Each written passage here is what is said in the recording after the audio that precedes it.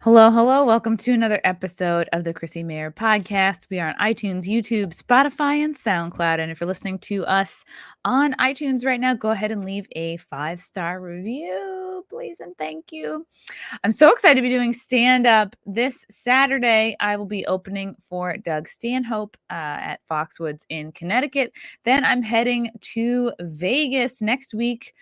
With Comedians of the Compound. We're doing 4 shows at the Plaza Hotel, the Comedy Works Club down there. Very excited to meet all the Compound Media fans again. I'm probably going to get pretty turned up. So get your hotels, guys. This is not a drive-in, drive-out kind of a show. And then I'll be heading to Texas the week after that, doing 4 shows, headlining Hyenas in Dallas, September 17th and 18th. Then we'll be back with Comedians of the Compound October 16th, Lakewood, New Jersey. We're doing a stadium over there. I think it's the Blue Claws Stadium. Then I'll be heading to California October 22nd and 23rd. The Broadway Comedy Club West in Santa Monica. Excited to go there. Never been to that club. Doing a bunch of shows there with Sam Tripoli and Bridget Fedesi. Then headlining Tiff's in Morris Plains, New Jersey, November 6th. Oh my God, and we're already creeping towards my birthday. It's okay. I'm fine with it. Shout out to our new sponsor, Drom, DROM. We all know dating apps are terrible. They're superficial. You're swiping faces. They claim to be experts. A lot of them waste your time. The solution is a values-based matching. If you're conservative, things probably aren't going to work out with someone who's a total lefty, and vice versa. Same with religion, lifestyle, how to raise your kids, other core values. Sure, anybody might change to meet you where you are, but why not just find the perfect match from the start?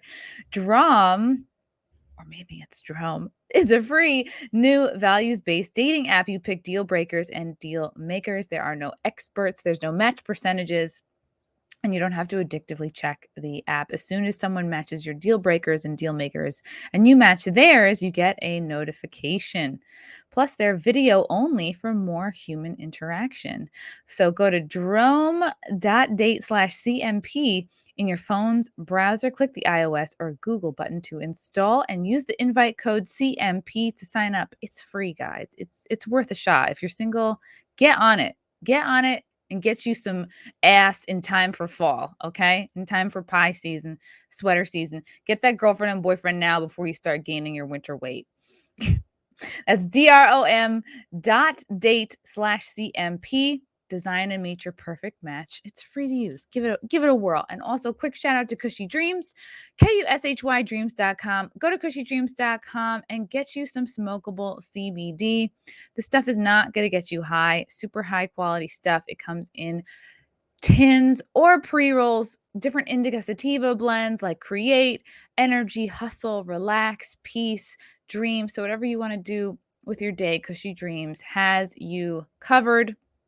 Tons of lab results all over their website so you can see the compliance, purity. These guys are really, really high quality, great packaging. CushyDreams.com, KUSHYDreams.com. Join the men and women who are sick of vapes and gummies and want to smoke their CBD. At checkout, use promo code CMP to get 20% off and get yourself relaxing. I don't know, guys. I'm excited. I'm excited to have another fellow comic on the show. I mean, I love talking to everybody, but it's something about having a fellow comedian on that just warms my cankles. Very excited to have on the show today. She's a comedian. Her new album is called Horny for Death, and it's out October 1st. So excited she's here with us today. Jessica Michelle Singleton. Hey! Oh my God. Hey. I'm first of all so excited to be here. Second of all your sponsors sound amazing. I'm buying all of them. I'm invested. Okay, good. Thanks for having me. I'm so excited to talk to you. And you're right about comedians. It's just different. Like It is chatting different. with Nobody comics. understands kind of the struggle. And it's not like anybody's making us be comedians, but it is sort of like getting a disease that you can't get rid of. And It's that is so called incurable. the comedy bug. Yeah. Yeah. It's AIDS. It is AIDS. I was going to say AIDS. I was thinking AIDS and I was like, don't say AIDS, Chrissy. I know we're But not. you should I'm always just say AIDS. sorry. Yeah. I mean, it was. What are you gonna do? It's incurable, is what It's I worse meant. than AIDS. Honestly, you can live with AIDS. I know. You There's know, no prep for being a comedian. You can't like true. take something and not get fucked every night. Like, Yes. This is a uh, perfect metaphor. I don't. It's a very bad metaphor. I'm off to a terrible metaphor start. But like, yeah, no, it's for sure a sickness and an addiction, and we can't stop. What are you gonna do? When did you find out you were infected with the comedy? It was a dark and stormy night in late September. I wanted to be a comedian for years, and then I went to college in Florida and spent the whole time being like, "This is my backup plan. I'm gonna be a comedian." And then by my senior year, I was like, "I guess I should figure out how the fuck you do that." Wow. uh, Okay, so you're in college already. That's good. That's kind of a head start. I mean, earlier yeah, than I started. I think I was lucky in that, like, I knew sort of that I wanted to be in the comedy world. At the time, I thought like SNL. I want to be on SNL. Which, don't get me wrong, I'm not like no SNL. Leave me alone, But I didn't know how to do it, so I was like, oh, there's some of them are stand ups. I'll try one of the like a local open mic, and then I just I went down to Side Splitters in Tampa, fun I club. was just there like I in love it. May. I love that club. I was there They're for the the first best. time. I was Oh so my God, impressed. really? Oh, I Yeah. love them. I'll be back there in December, and I think Valentine's Day weekend too. They're great. I love them. But I did my little 5-minute set, and like from the first laugh, I was like, You're like, oh shit, I'm addicted. So yeah, I just worked 3 jobs, saved a bunch of money, and I was like, LA or New York? And then I just chose LA based on sunshine. I don't know. And meeting like a crackpot manager who's like, I'll make you a star. And I'm like, this is how it happens. It didn't happen. mm-hmm. Uh, but That's yeah. interesting. So Oh no, I think we lost you. Or I lost you. Did anyone else lose her? It's just me, you guys. Oh no, this is hell for all of us. Chrissy's gone rogue. Hello from America. I'm just reading your comments now. What do I say? Anyone been to Tampa? Jessica, I'm just doing crowd work on a comment section.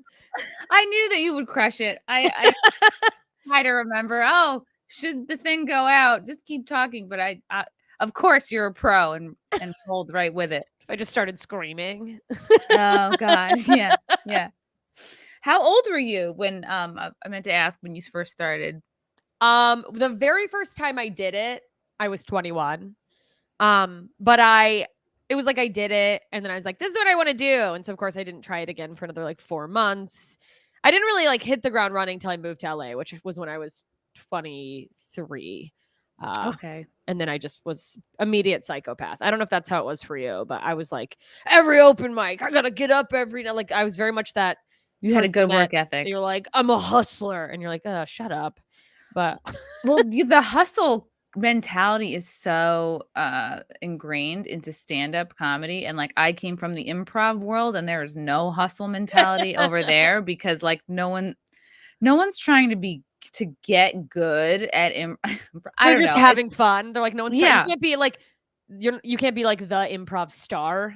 So you're like, Not well, really. It's like I think you kind of either like have it or you don't, and you're only gonna get good at improv if you're a good listener. And most of the people in improv like just want to be on SNL and just want to get famous. So they don't really like actually care about anybody else. They're like, I'm just here to be seen, you know. So it makes terrible improv. I know. Like the best improv is people who are okay not being the star, And God, that's why watching stand-ups try to do it is sometimes a hilarious nightmare. But so that's awesome that you had a great work ethic out the gate. You were going to multiple mics a night. yeah, just kind of like a workaholic. It's like we all have our addictions, and I was just like, look at all these people addicted to pills. How sad. Not knowing I was just like working myself to death, which I still do. But, it's the addiction you get rewarded for in America. So what can you So do? you've always been like a hard worker. That's good. Yeah. The only thing I ever worked really hard at other than comedy was like springboard diving as a kid. So that taught me like discipline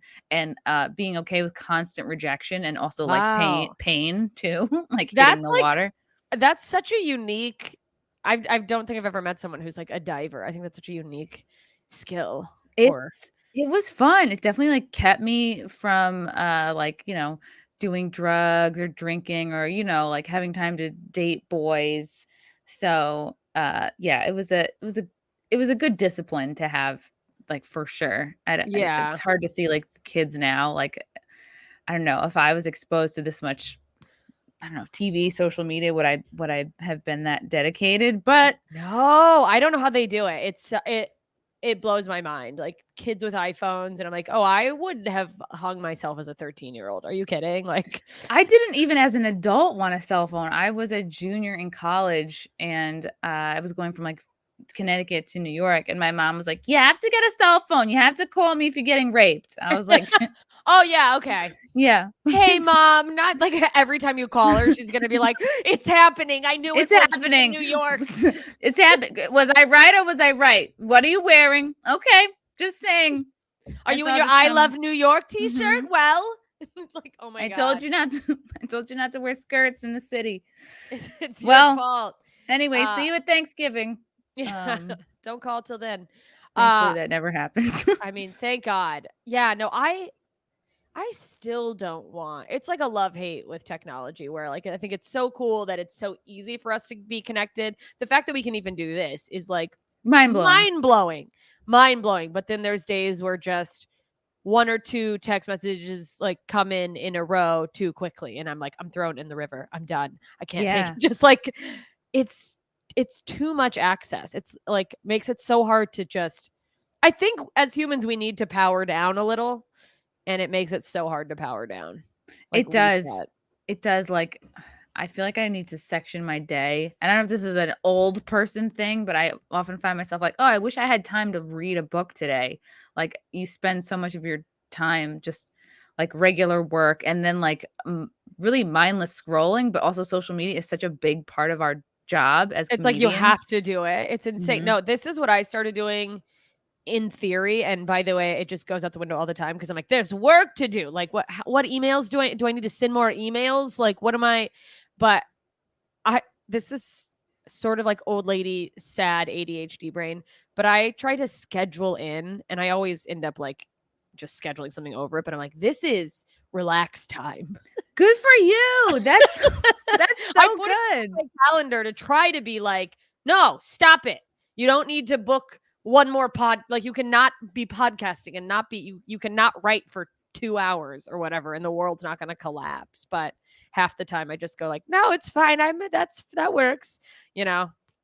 That's good. You It's good do. to relax. It's good to, like, prioritize your own, like, I hate saying self-care because I feel like the It's such a phrase has gross been word. Yeah. overused.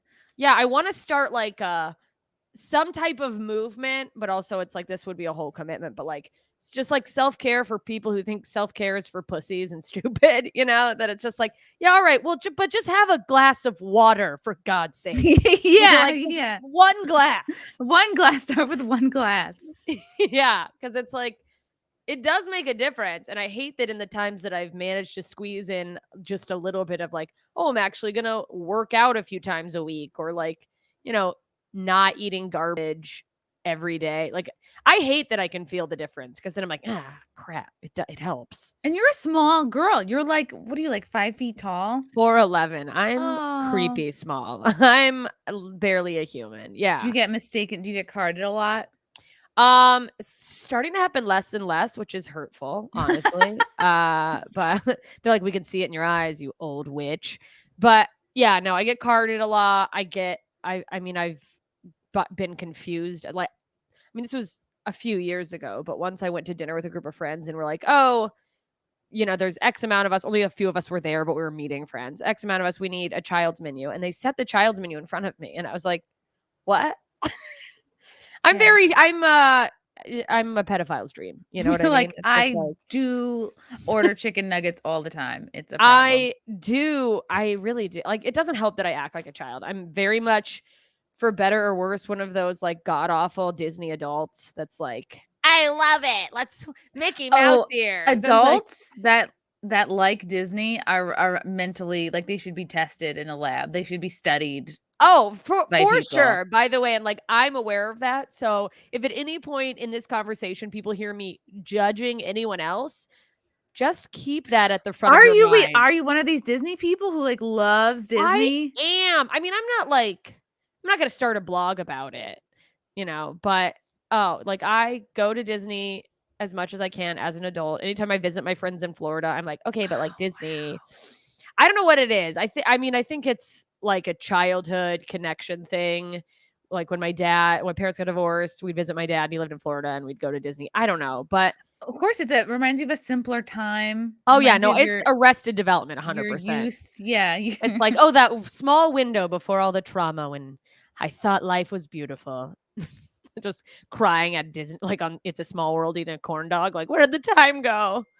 I would like to. I don't know. I really like to go to Vegas and like go in a pool and like just drink pina coladas till I pass out in the sun. Like that is my Disney World. Yeah, that's because you're normal. You're a That's normal. hot lady. That should be what you're doing. But I'm like, let's get candy. Like, You're like, I have mouse ears. No, it's all good. You're crushing it at comedy. I'm trying to remember like how I first like met / knew about you, and I don't know if it was like maybe the I don't. It's female comedy festival in Boston. I don't know if it was Oh, that. maybe I did that. Yeah, I was trying to remember too because I was like, I think it was a festival, or was it my first trip to New York and we like did a show together? I just was like, you're one of those people, and I'm sure you can relate to this as a comedian, where you just like meet comics and you're just like click and you're like, okay, cool, you're cool. Yes. Great. Yeah. Absolutely. And like I usually maybe it's just like the older I get and like it's being not trustworthy of people or like having so many people like talk shit about me. I'm like I'm skeptical at first and then I'm just like sometimes it takes me a long time. I think I assume everyone hates me. And then when I like click with someone and I'm like, "Oh, this is a nice surprise." Yes, I like, man, I've been thinking about that a lot, just that assumption of, and I realized recently, not to get too like heady and like where does it come from for me, but I do it more with women. And then I realized recently, I was like, this is like all my mom. It's all my mom was insecure about women. So now I think Oh. every woman is like, fuck her. And it's like, no one's thinking about me. Nobody cares. But like, yeah, well, especially, I don't know. You do run into a lot of personalities when you're in entertainment where there's just like someone's whole thing. I think, some people's whole thing is just like hating people or like deciding that like, oh, if you don't do this one thing that I do, you're a huge steaming pile of shit. And you're like, well, that feels like a big leap, but okay. Did you feel like so you came up in the LA comedy scene? I mean, how would you and you were kind of you were like started in Florida, but you've also been to New York quite a bit. I feel like you've toured around a lot. Do you feel like coming up in the LA comedy scene kind of molded you a certain way? Like What's funny is that like I feel like it could have molded me a different way. Like even now, even though things like have worked out for me in LA and I feel like my career is going well and everything's, like it's all been every day is better than the next. It's not all perfect, but there's, good roads ahead. I'm still always like, I don't know if people should start in LA. I don't know if it's a great idea. The feedback I've gotten a lot is that like when I have come to New York or like met like New York or East Coast comics, some people are surprised by my comedy because there's this idea that like, and it's I don't know why I did quotes around the idea. It stems from somewhere. Like it's not made up. Yeah, allegedly. There's this thing where like there's this idea that a lot of LA comedians just like to tell these long stories with no punchlines. That's a stereotype about LA comics, That's little funny. inside baseball for you guys listening.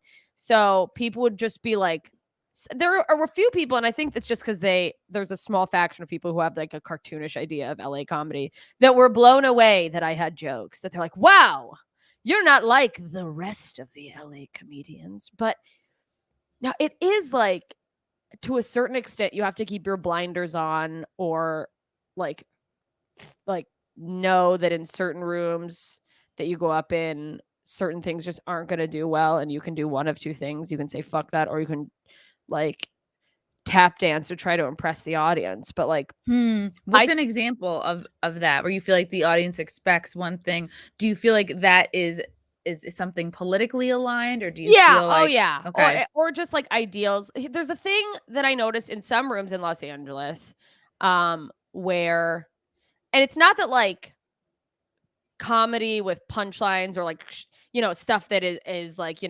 taboo or says like the thing that would be quote, oh, that's cancelable. Like if you do it well, a lot of people will still do good in those rooms. You mean like edgy without being Edgy. based in something that's like genuinely funny?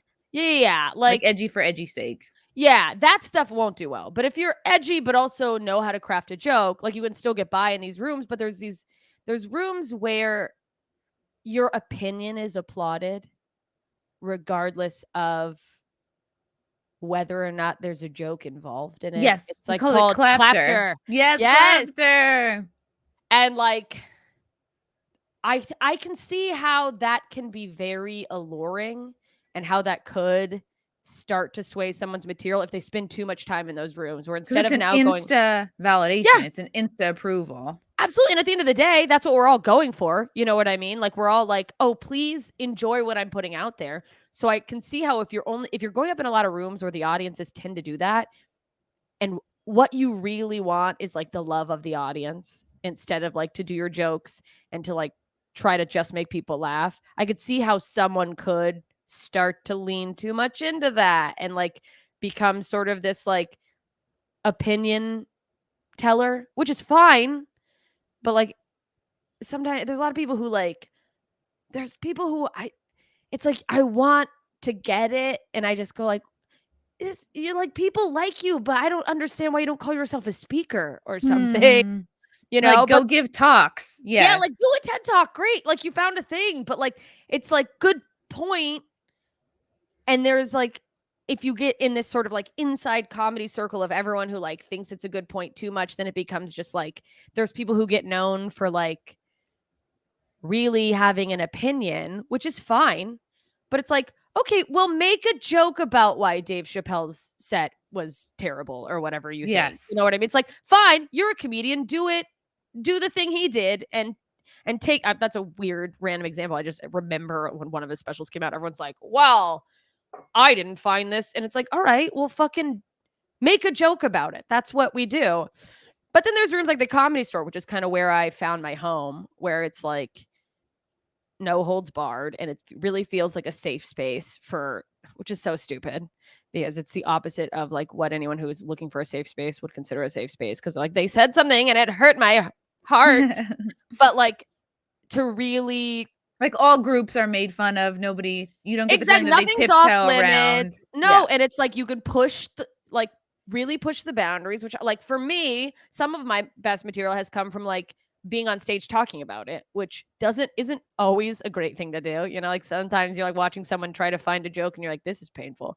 But there's things where I've had to go like a little too far to find like, okay, well, what about that did I like? What do I feel like hit with the crowd? I mean, did I need to go quite as far as I went, or could I pull it back and say something else? But in LA, there really is this sort of fear that, I mean, and maybe it's just in my head and nobody else feels it, but like in some spaces where it's like, oh, if I even say something to be ironic, it's not going to be, oh, that wasn't very funny. It's going to be like a whole community of people who, by the way, would never say it to my face going, she's a bad person. Wow. Like, and she has hate in her heart. And I'm like, what? If you were to, like an aside or a one liner, or even you feel like you can't joke about something because you will be put in a box, maybe politically or because of a perceived belief or. Yes, people love to like, and I think some of it's just like the entertainment industry's like habit of just trying to put you in a box for the sake of like summing you up, because at the end of the day, they're mostly like dumb salespeople. So how do we book you? Right. Yeah, exactly. What role are you going to play? Mm-hmm. And that's just what they do. But it's like you say one thing and people extrapolate that and go like, well, this is your entire personality, which like. So not forgiving. Yeah. Just. No, which they've done. It's not even always political. It's like there was, I mean, like I've done 5-minute sets where I've left and people were probably like, the butthole girl, you know? Like, yeah. Where you go like, no, that's just the set I did today. Like, just tonight, I'm the butthole girl. Tomorrow, who knows? Could be the front butt girl. Who knows? The mouth girl. Know, sky's the limit. Exactly. But yeah, there definitely is. And some of it might just be in my head and sort of like too inside, you know. I try not to get on Twitter too much because it makes me, I'll like send things out and just be like, all right, let it die or whatever. Like, because look away. Yeah. Cause I forget that like Twitter is not all of America. You know what I mean? And it's, I have gone on far too long to get to the point of saying there are people who could do comedy in LA and start catering to the LA audiences and become too niche, which is fine. But like if you're trying to make it as a stand-up comedian, like there's people who sort of get up all over town that I would love to be like, that's cool. Go anywhere on the road and tell me how you do. When it's not like your friends in the back of the room, like clapping and being like, you're so poignant. That's very similar to New York City, where like they even pre-COVID would turn like kind of like look down their nose at performing in like, you know, Cleveland or like I don't know, Tampa, Florida, or like like what are you really getting anywhere. paid to do comedy? And you're like, that's the goal, you and idiot. They think they're hot shit because they're doing great in New York and LA, but they not like they would get booked to do road work. Could they fill a room? Could they even make a crowd laugh for 45 minutes to an hour? And what I wonder about LA, like, do you feel like with the Comedy Store, how much influence do you feel like the big comics in LA have over the Comedy Store? Like, it's, what is it, Whitney Cummings, it's Patton Oswalt. Like, do you feel like, I don't know, do you feel like what they're into dictates what the store like as a business does? Or I think so, because there's a lot of big names that are kind of based in LA. You know what's so funny is that like I don't like Patton Oswalt. I think I know of him coming to the store like one time. So I do think bigger names keep the Comedy Store like alive. I think that like there's still butts in seats because of the big names that they'll put on lineups. Is that what you're asking? I'm not sure. Yeah, you know what, because I'm curious. I was like trying to find an organic way. I was just talking to Lila Hart, who's a comic who is based out of LA. Los Angeles. I know Lila. Yeah, she's very sweet. Is so sweet. Is moving to Texas, and she was like heartbroken over the fact she was just trying to, like, just a few days ago, trying to go and hang at the store, and like she always like buys a ton of drinks, loves supporting the other comics, and she had like she had her negative COVID test, she had her doctor's note, and still she couldn't get into the store just to like watch shows because of the vaccine mandates. Yeah. So I will tell you what I think it is, based on just my conversations with the management and stuff. I don't think it's big comics. I could see how someone could go like, is it, a few big comics going, we've really got to hammer that in. I think it comes purely down to, I think it sucks. I have the vaccine. I took a risk getting it. I have a chronic, I have a degenerative autoimmune disease. So I could have had a pretty big flare-up response to it.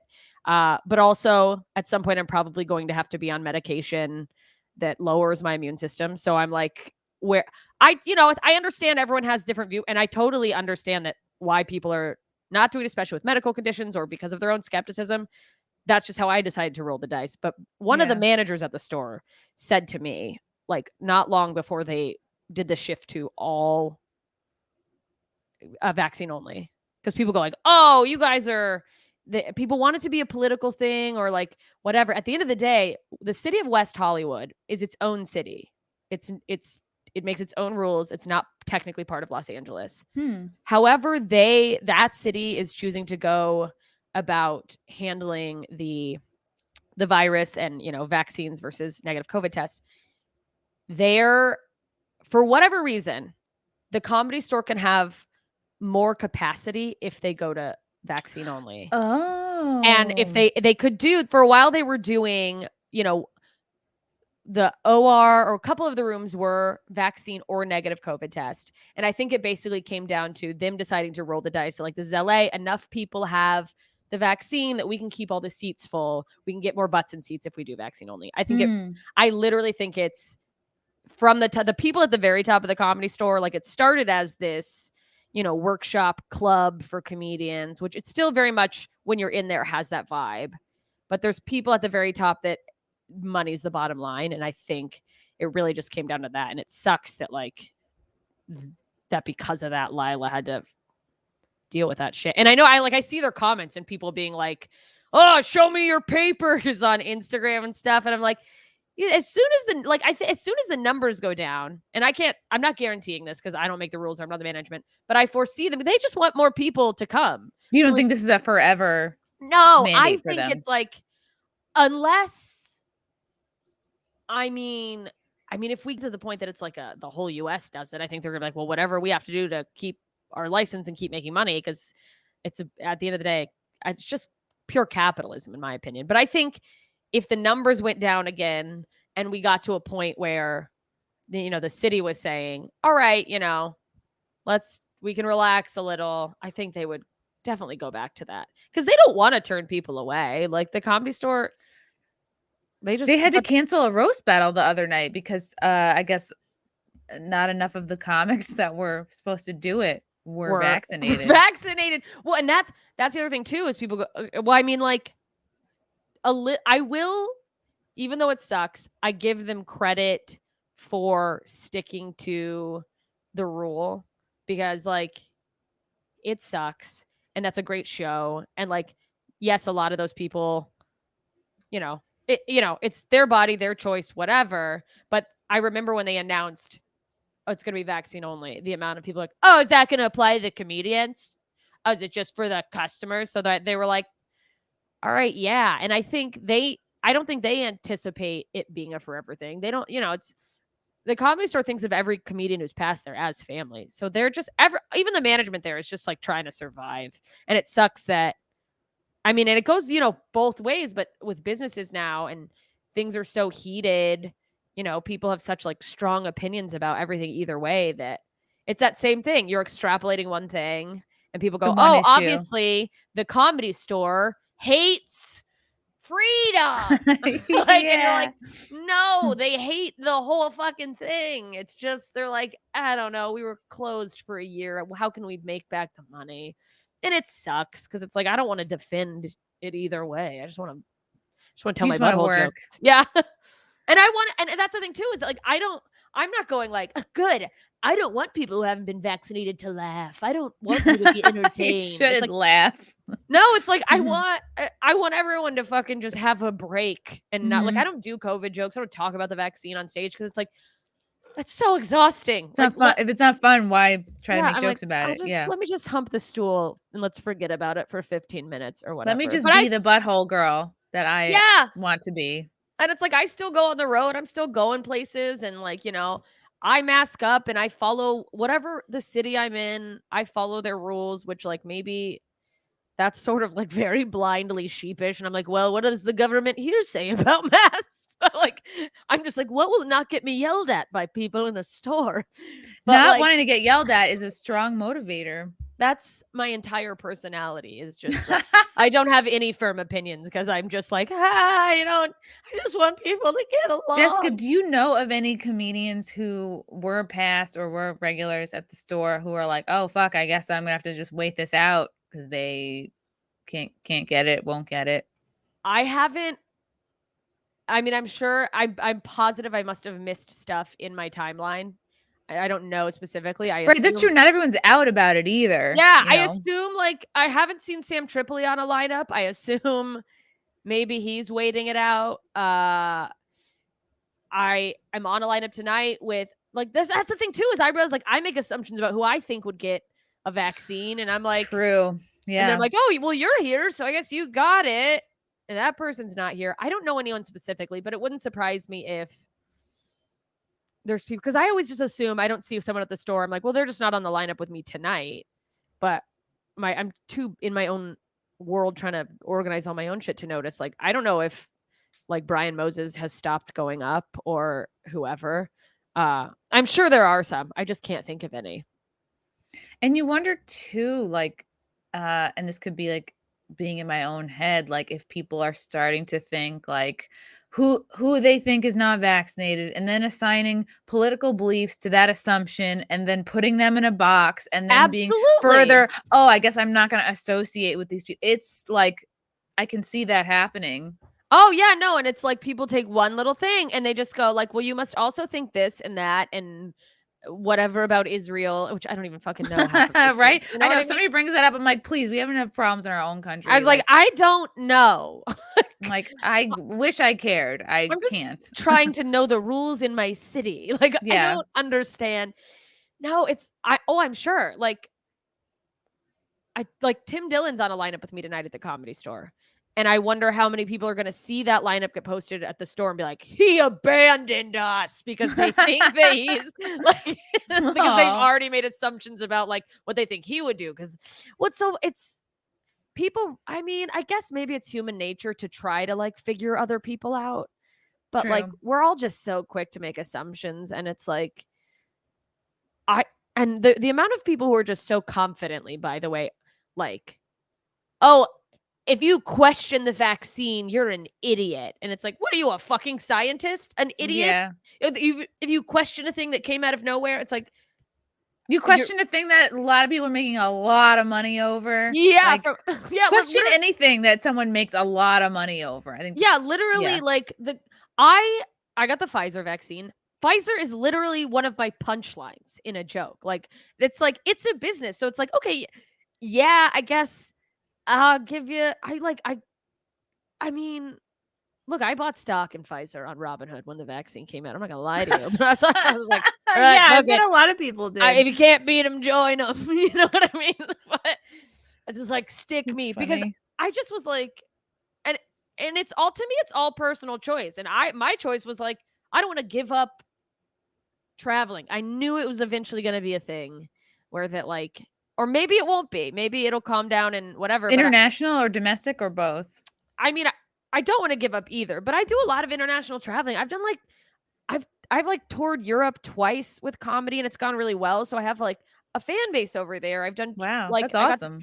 Yeah, no, it's very weird and random. And like, by the way, nobody here, if you try to use that as like any type of like credit for booking, they don't care. They're like, okay, well, but who knows you in Columbus? Yeah. Which is totally fair. But like, I've gone to Africa. I want to see the world. So I'm like, whatever. If that's going to be a difference maker for me, stick me and I'll roll the dice. But I'm also like suicidal half the time. So I'm like, all right, win-win. Just get me out. I don't want to suffer. Make it quick. Yeah, that makes sense. And it doesn't sound like you're not going to, socially ostracize somebody or judge someone who decides not to get it. And it's like, you have a healthy, it sounds like you have a healthy mentality about it. You're like, do whatever you got to do. But for you were like, this makes sense for me. Yeah. And it's like, I go on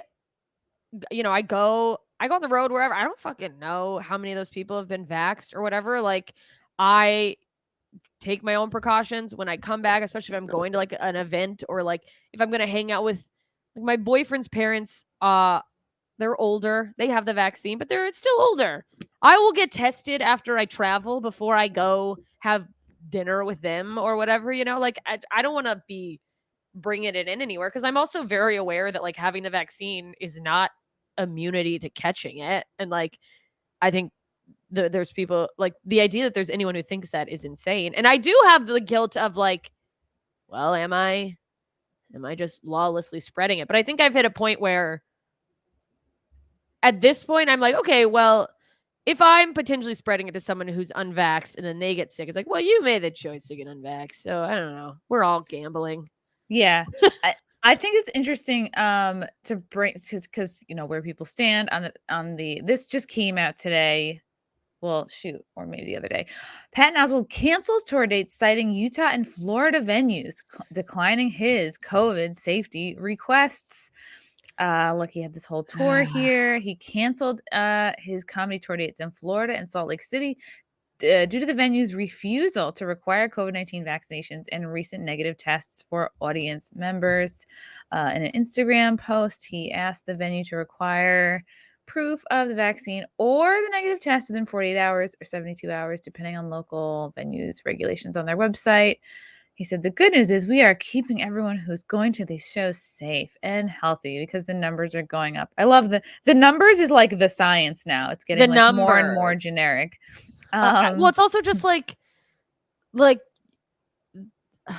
mean, the numbers in the hospitals like are going up, and that's really a problem. People just go like the numbers, and it's like, what are you even talking about? You know what I mean? And it's like, it's easy to say, but yeah. I think that sucks. I think that sucks for his fans. Mm-hmm. But then it also comes down to like, I can't be like, do what's right for you and then get mad at him for doing what felt right for him, because maybe it came down to like, it could very well be he's, I love Patton. He's very, has very specific opinions on things. And like, obviously he's someone who's clearly very, pro-vaccine, pro-proof. But I don't know, I don't know if the venues were like, people like, we've tried that, people aren't going to do it, we're going to lose money on this, if they just know their audience. Or if maybe Patton Oswalt, like, his wife passed away a few years ago, he's got a daughter, maybe he's so afraid that he might, even though he has the vaccine, if everyone else isn't showing tests, like, what if I get it? Maybe it's his own personal fear that he's like, so interesting. Yeah. I think it sucks because you've got to think that there's fans there that are so bummed. And I also would think they're taking their own risk. Like, aren't we all? Isn't the majority of his fans would be right? Like, we're all continuing a career in stand-up. Just to do that is taking a risk. You know what I mean? If you wanted to take no risk, you would drop out of stand-up and just do Zooms. Exactly. And it's like, what also is just, if people are showing, I mean, also if you're gonna be doing that, I hope that his protocol everywhere is vaccinations, like negative tests, but vaccinations and a negative test. Because otherwise, what's the point? Otherwise, you're still complicit. If like I mean, at the end of the day, I have a vaccine, but if we go, well, anyone who doesn't have a vaccine has to show a negative test. Vaccinated people, you're fine. Well, if what you're actually worried about is people, then you're still complicit in potentially spreading it to the non-vaccinated people. But then you go, well, whose fault is that? Can I take responsibility for that? Is that just God? Is that like life? I don't know. It seems fashionable now to blame any breakthrough, anything on the unvaccinated, but there's a lot of studies and data to show that it's the vax people who get and spread variants. So it's but then you go like, when it's like, are they is the government cracking down because they care about people? Are they cracking down because they care about like the money they're spending control? on trying to like keep hospitals afloat? And it is like, where do you draw the line of who has to look out for somebody else? Because it's unvaxxed people or vaccinated people are spreading it, more unvaccinated people are getting sick, but it's like a group effort. I don't know. I'm not a fucking scientist. So it all just sucks. I know, because I saw this article and I was like, maybe I'm cynical. I'm like, okay, I know lots of influencers have been like paid to say things such as, oh, get the jab, do this and that. I'm like, and maybe I'm just literally cynical. getting checks from Moderna. Yeah, I'm like, is he getting paid to like come out and virtue signal and send this kind of pro-vax mandate message by canceling these shows? Or is it like what you said, he's a huge germaphobe, he's trying to control everything around him, he really is worried for his own health, I guess? Well, because I go like, all right, he's like, if you've seen his comedy, we all know he's like clearly like, I mean, as most comedians are, he's a very smart guy. I go, well, why the hell did you book shows in Florida in the first place? Right, exactly. You know where they stand. That's so true. It's Florida. Like, I mean, you know what? Now I'm going into this. Like, I respect that if this is something he's very passionate about, I respect the idea that someone would go, maybe I am of enough influence that this will change minds. If like, and he like really wants to like get people to get vaccinated. He's like, maybe if I say who's ready to laugh, and then if you want to be my fan, you better be vaccinated. That's a bold claim to make. I know, and it's like, okay, well, it's like, is he losing fans, or is it just like, all right, well, they probably just like weren't your fans anyway? I don't know. Also, but that's the thing, is I would never put that on an audience member. Like, you have to get this injection to come enjoy my comedy. Like, I would never put my influence or coercion on fans or audience. Like, I wouldn't want to dangle the carrot of me. Like, I'm such a prize too. Yeah. Like, what, you know what I started thinking about though is like, because I've been watching like a lot of bands cancel their tours. My boyfriend's a musician, and I'm not like tapped into the music world, but he's talking about all these bands that are like of all various levels. Oh, this band didn't do this, and they pulled their tour. But then I started thinking, I was like, well, what if like half of these people are pulling their tours because they're actually just not selling tickets, and they're like, because of COVID. It's like me being like, I'm not going to do a Super Bowl commercial anyway and stand with everyone else who is That's funny. boycotting. Or maybe you're not selling in Salt Lake City in Florida, and But it's also like that could be like, tomato. It's like, well, they're not selling because they're not going to get their things. And so he's like, well, fuck it. It's all just a PR move to be like, it was my choice. Yeah, that's what I think about that a lot. Like when you watch people like grow to such fame. I was just talking about this with my boyfriend today. I was like, I never want right, like you said before, we all want to be famous. We all want to reach like as much success, make as much money as we can, reach our potential. But I never want to get to a point of like fame where I'm not connected with like regular people, where I'm like, I don't know, kind of Yeah. out of touch. And I think fame and luxury and like money, it lifts you up away from really knowing how your fans are thinking and feeling. And Yeah, I never want to be so out of touch that I don't know something isn't funny, that I can't be relatable. Yeah, and I think, I mean, it's so weird because obviously as comedians, we're on this path of, trying to grow our audience, trying to reach more people. That's just kind of how the job goes. But then you want to not, I don't know. It's so tough. You want to not be isolated. It's also then your comedy stops being funny because you're like, yeah, if I echo the sentiments of like the, 40 super wealthy celebrities I surround myself with, it's like, yeah, cool, but most people can't relate to that. yeah, I'm seeing a really good comment in the chat from Vincenzo. Why be a public entertainer if you are worried about contact? It's mind blowing. It's like, okay, go. I don't know. I guess you could, try to get into television acting or whatever, but I feel like you can't be a germaphobe. It blows my mind. Yeah, I opened for Adam Carolla in May in Appleton, Wisconsin. Oh my God. I was like honored. It was like one of the high points. Like it was the first time I met him.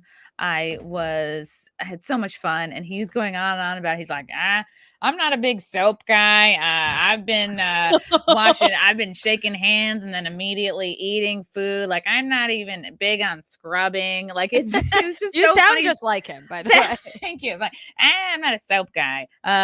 He's just like, I don't know. Like, he's like, I'll shake your hand and then immediately lick it, eat a sandwich. Like, I've been doing that for a year and a half. I'm fine. I really appreciated it. Was like very humored by his like out there shaking hands, hugging fans, performing more than ever, so not afraid.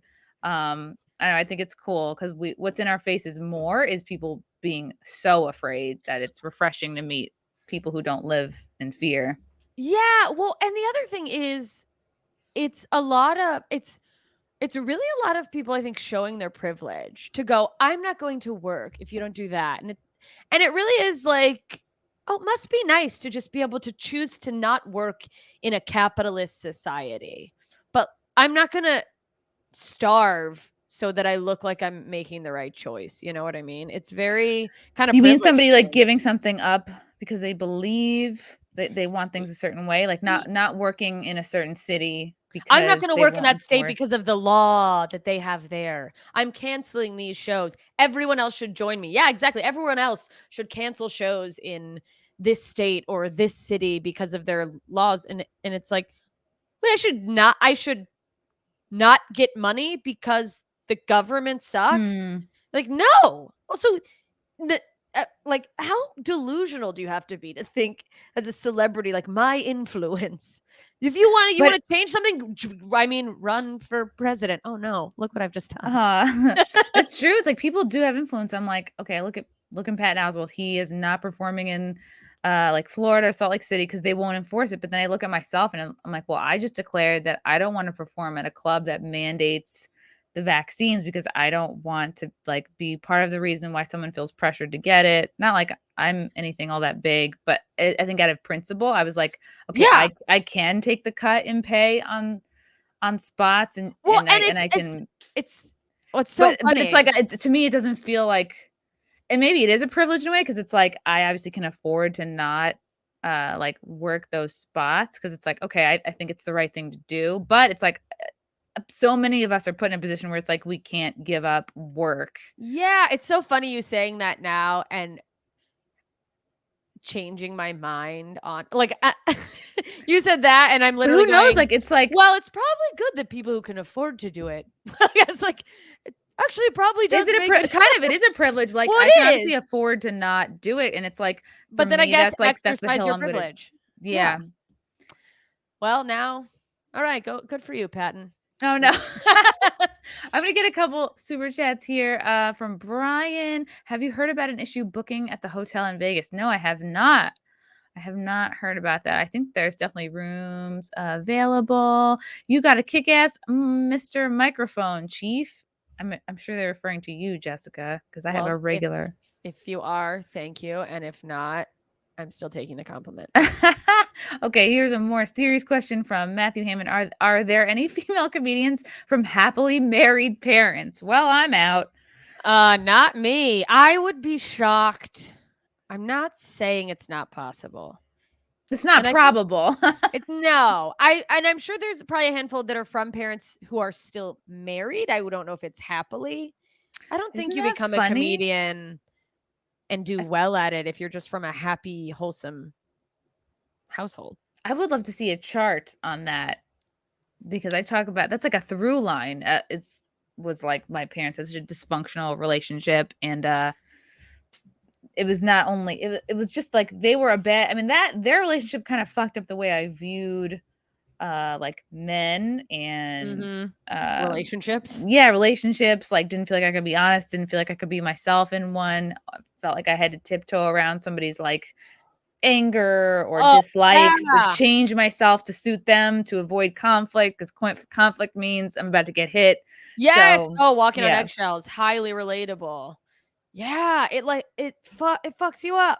Damaged damaged goods. goods. And I remember when I first started, they're like, "Oh, so what's Oh, wrong I with lost you? You're you. in comedy." Oh, there you go. You're like, Sorry. "Oh, you're in it was almost like a what are you in for? Like you're in comedy. What's fucked up about your life?" And for years I was like, "Nothing. What do you mean nothing?" And then I like started to go to therapy and I was like, "Oh, That's so all funny. right." Nothing. Yeah, and then you start pulling it apart and you're like, I'm so fucked I'm like, up. "What do you mean? It doesn't ever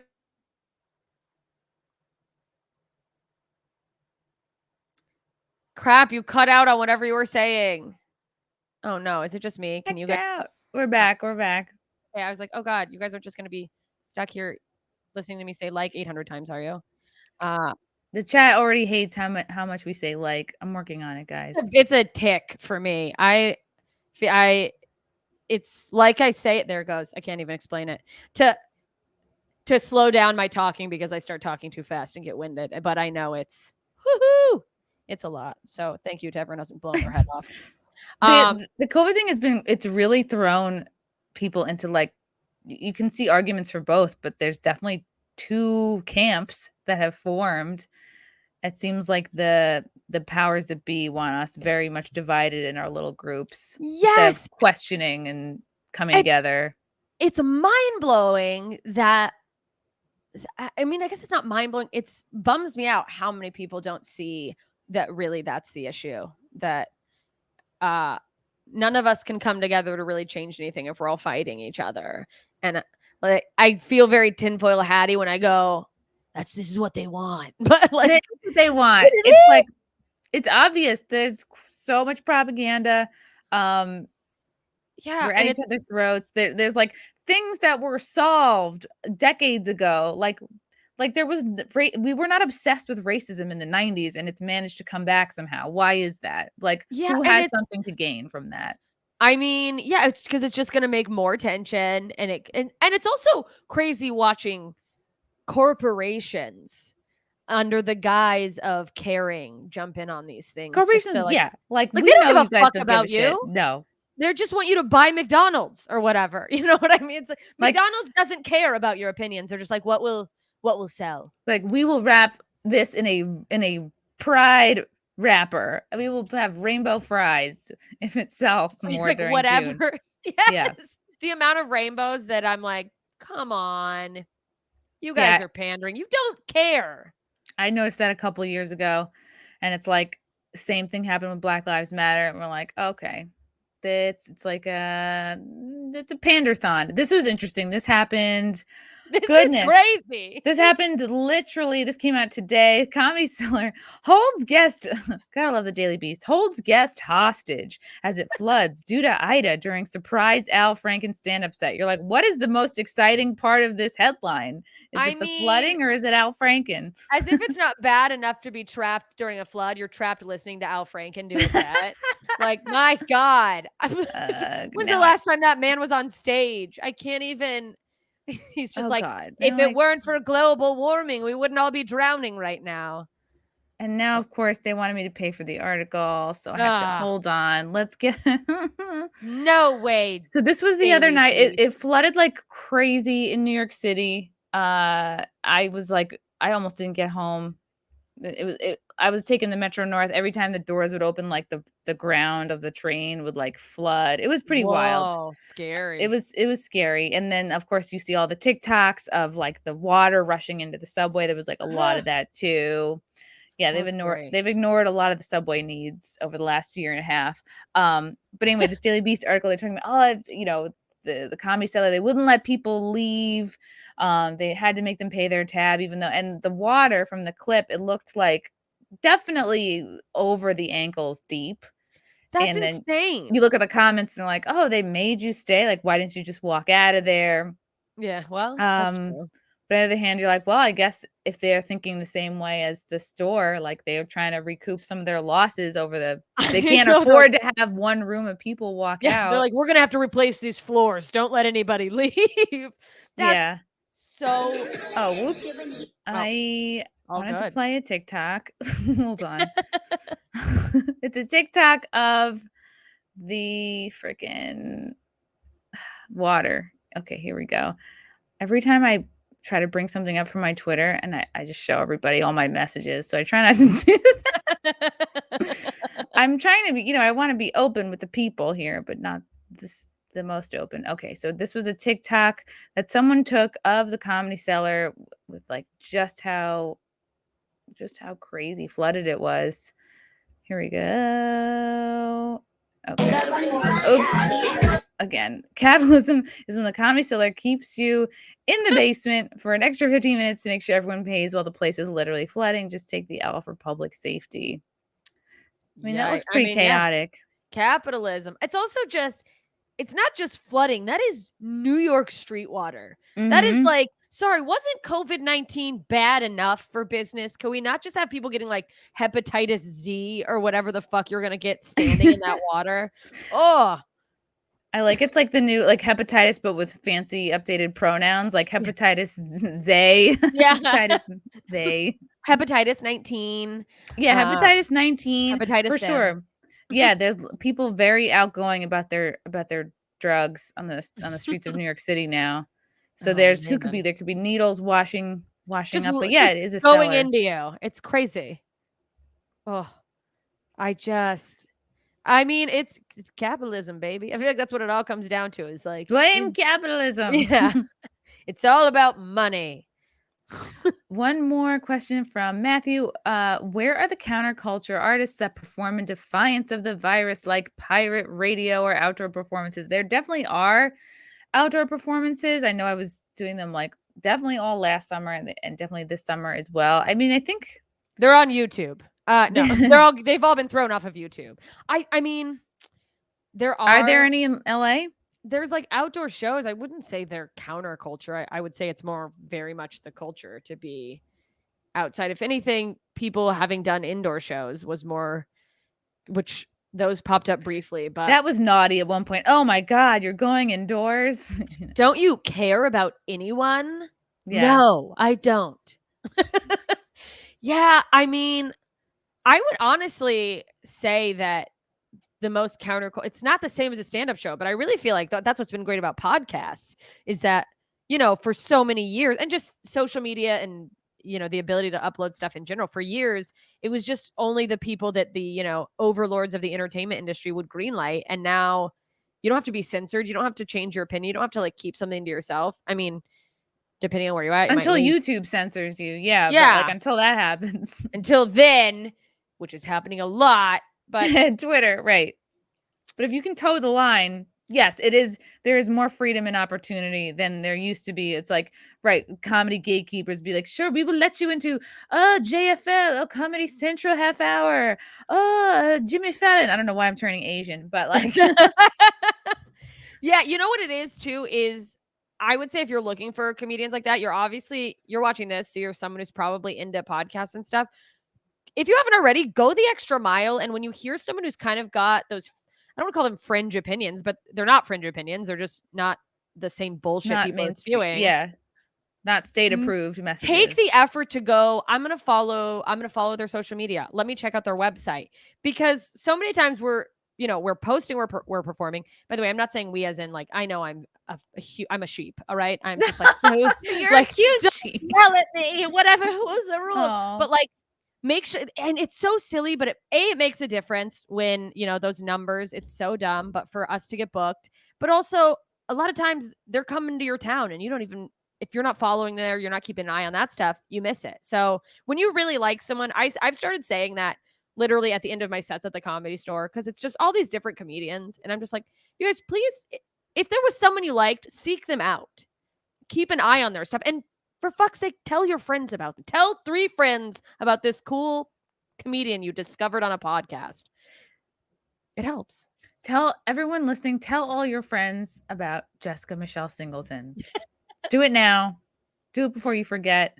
Immediately. You've got shows coming up. You're going to be at Dr. Grin's in Grand Rapids, Michigan, September 16th, 17th, and 18th. Yes, I will be there. Michigan, come out. I'm also in Philly for one night only on the 29th of September. I'm going to be in Raleigh on the 30th. Ooh, I'm all over. Good Nights? Good Nights. Yeah, I love that club. They're great. That is a great club. Yeah, and check out Jessica. Wait, I think if you have is it called All My Links? I like a link tree. Or a link tree. Okay. Go to my Instagram at JMS Comedy. Click the link. It's got everything. But pre-order my album. It's Horny for Death. It's really all just filthy sex and death jokes. But if that's your cup of tea, I think you'll like it, and you'll get one free track if you pre-order it right now. Yeah, there's a lot of men listening, so go ahead and get Jessica's album for your girlfriend, wife. Yes, you too will love it. Yeah. Tell her. I love it. Jessica, you're a delight, a joy. It was good to talk to you. Thanks for having me. You're awesome. All of the people in the comments are really funny and cool, and I appreciate you taking time to talk to me. This was awesome. Like, I'm worried. I was like, everyone's gonna call me a liberal. I know when twat or something. They're gonna call me a libtard hippie queer and boo me out. But no. But thank you for not doing that too much, you guys. And thanks, also, Jet. Thanks for keeping this show going. You're kicking ass, and don't drown in the next hurricane, please. Oh, thanks. I'll try. Thanks, Jessica. I have to try to see you.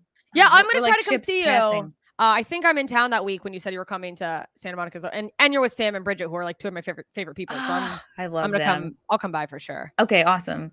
Yay! Thanks, Jessica. Thank you, chat. Thank you, super chats. Until next time, bye.